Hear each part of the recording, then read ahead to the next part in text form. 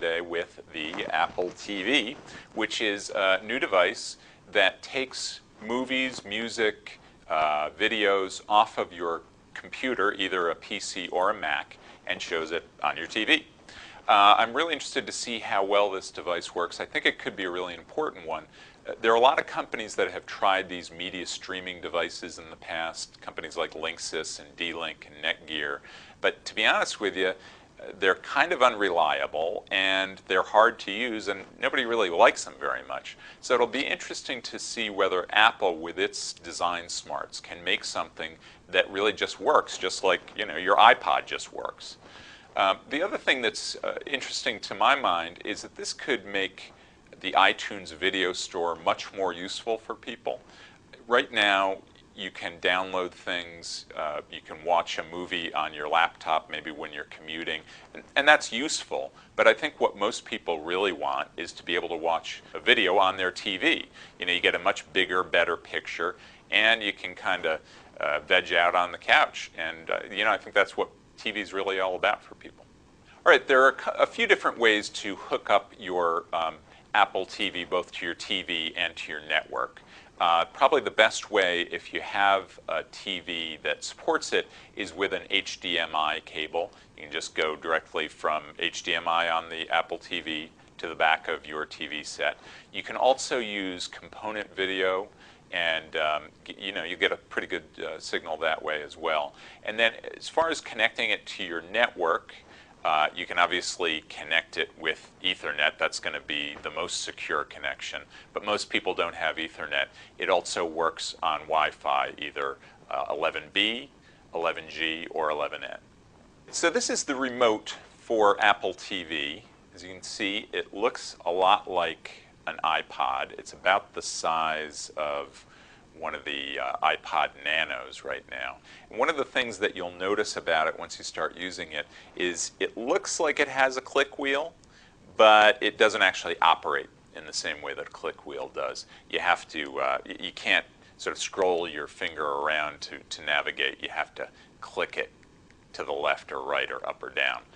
The other thing that struck me about this thing is if you already lose the regular remote to your TV, this thing is going to be gone in a week. You're going to have to connect a boat anchor to this or something because it could easily just go in your pocket and then go through the laundry.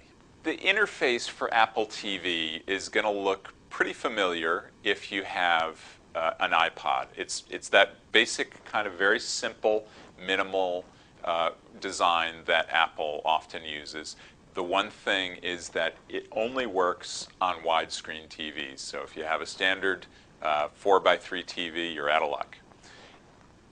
Basically, you just click through here, and it'll show you your options. Hit play,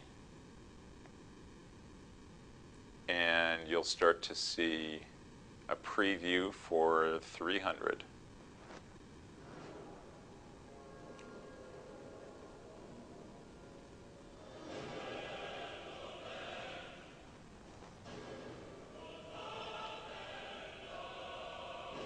I can pause it, jump forward, basically all the things you're used to doing with an iPod or with a lot of other interfaces at this point.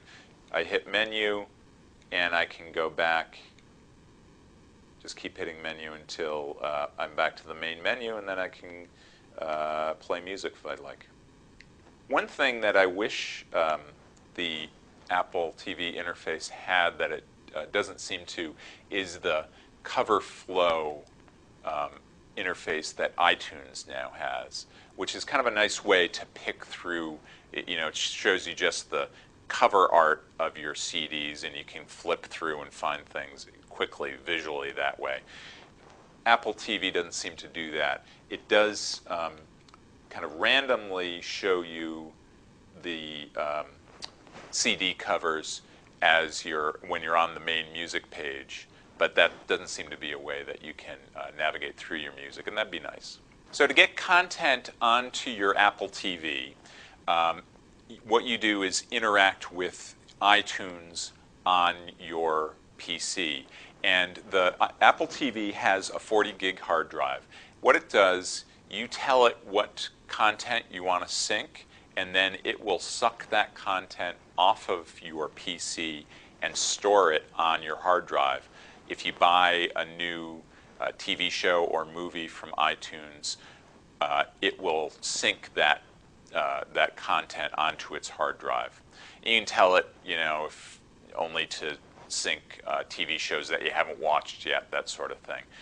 You can also stream something that is not on the Apple TV's hard drive, either from your computer or from a limited number of other computers on your network. If you stream it, though, you may get some jitters in the playback. You may get some pauses, and the video quality is not going to be quite as good as if you're playing it off of the Apple TV's hard drive itself. When you set up the Apple TV, you associate it with your copy of iTunes, and it starts syncing content with that. But you can also stream content from other people's computers on your network. So just the same way in iTunes you might see, Joe Smith's iTunes collection, you can play music from that. You can do the same thing with Apple TV for up to 5 other computers on your network. Apple TV will also do a slideshow of your photos. You have a lot of settings. You can figure out what kind of transition you want in between photos. You can pick music.